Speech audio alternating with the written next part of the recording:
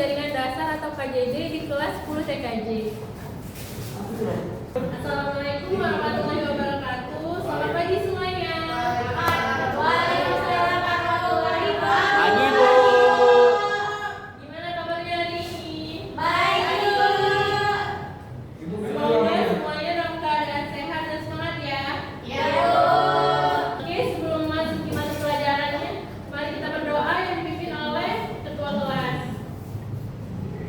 Sebelum kita belajar, mari kita berdoa dulu.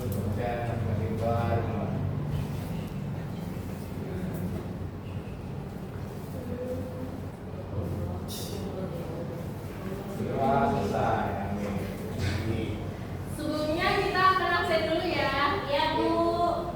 Yang pertama, Diana Amelia, Ya, Bu. Majaya Amelia, Bu. Rizky Gamsita Putri, Guru yang namanya Afila Rupina, Untuk Dian Afiansa, hadir. Fira Safira.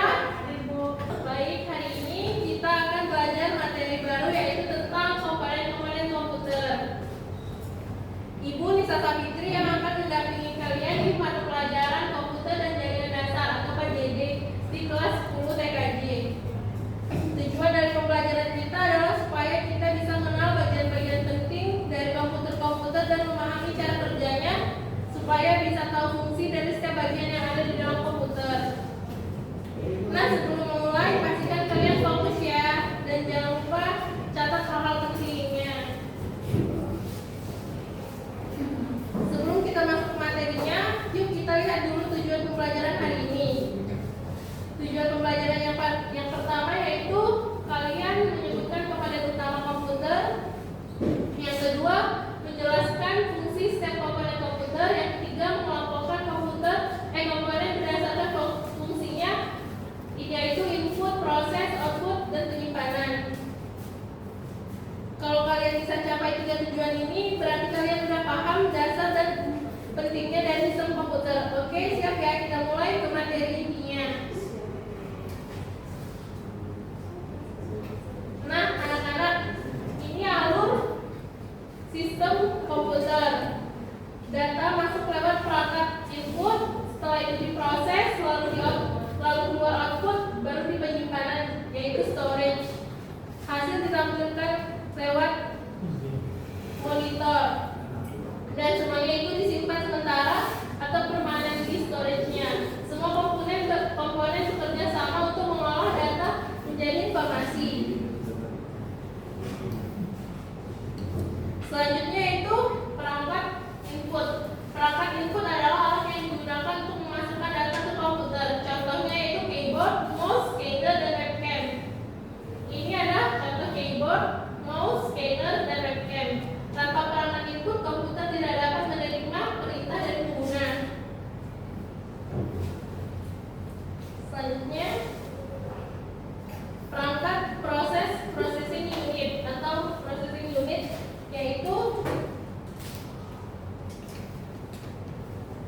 ada CPU, adalah otak komputer yang mengolah data dari input menjadi output. Di dalam CPU ada 3 bagian utama, yaitu ALU, CU yang mengatur instruksi, dan register yang menyimpan data sementara. Jadi kalau komputer terasa lemot, bisa jadi prosesnya kurang cepat. Semakin tinggi kecepatannya, semakin cepat komputer bekerja. Selanjutnya ada perangkat output. Oke anak-anak, kita lanjut ke perangkat output ya. Kalau tadi data sudah diolah CPU, sekarang hasilnya bakal ditampilkan lewat perangkat output ini. Nah, perangkat output ini berfungsi untuk menampilkan hasil pengolahan data dari komputer ke pengguna. Misalnya nih, monitor. Misalnya perangkat output itu berfungsi untuk menampilkan hasil pengolah data dari komputer ke pengguna. Misalnya nih, monitor menampilkan teks dan gambar, printer mencetak hasil kerja kita ke kertas, speaker mengeluarkan suara, dan proyektor bisa menampilkan tampilan ke layar besar saat presentasi. Jadi intinya, tanpa perangkat output ini kita nggak bakalan bisa lihat hasil kerja komputer, karena semua data yang sudah diolah ditampilkan lewat alat-alat inilah.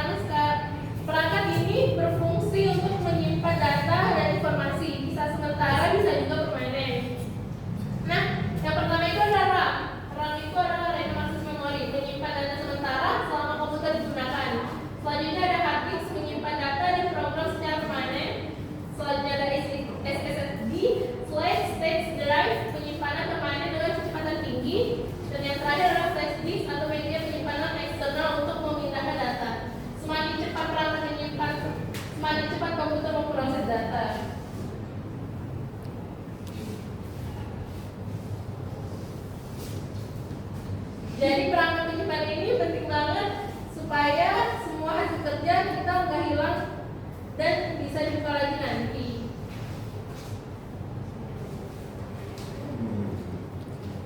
Selanjutnya ada hubungan antara komponen komputer. Oke anak-anak, tadi kita udah bahas masing-masing komponen komputer. Sekarang kita lihat gimana semuanya saling berhubungan. Perhatikan diagramnya.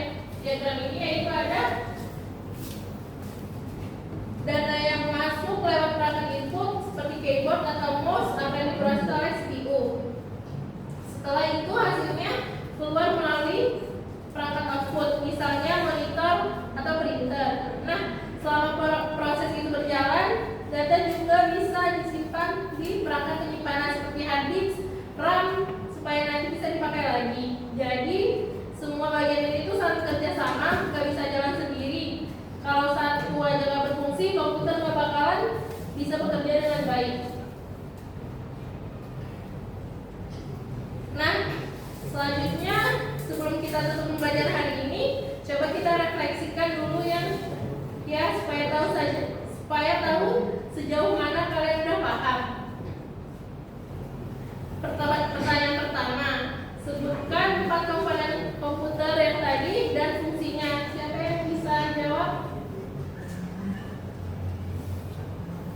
Ya, Kiki.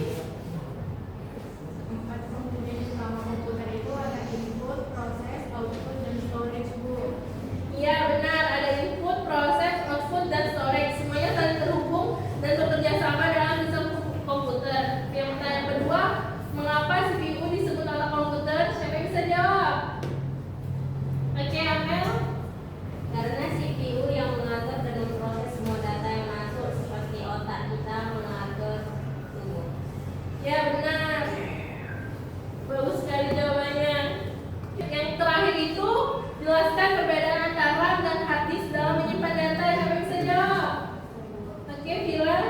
Kalau RAM itu untuk penyimpanan data sementara hard disk itu untuk penyimpanan data permanen. Bagus banget jawabannya. Berarti kalian udah paham inti dari materi hari ini. Oke, pembelajaran hari ini udah selesai. Yuk kita simpulkan bareng-bareng di slide terakhir.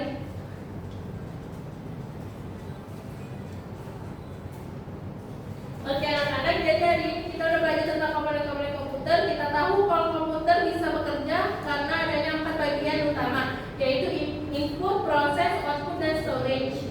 Kalau salah satunya nggak berfungsi, komputer nggak bisa bekerja dengan baik. Jadi penting banget buat kita memahami pesan masing-masing komponen ini. Terima kasih ya buat perhatian dan semangat belajar di hari ini. Semoga materi tentang komponen komputer ini bermanfaat buat kalian semua. Tetap semangat belajar teknologi karena dunia digital itu terus berkembang dan seru banget buat dipelajari. Sampai ketemu di pertemuan selanjutnya ya. Iya, Bu. Sampai ketemu lagi.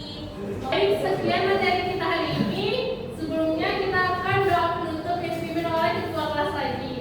Baik, sebelum kita pulang, baiknya kita berdoa menurut kepercayaan kita masing-masing. Doa dimulai.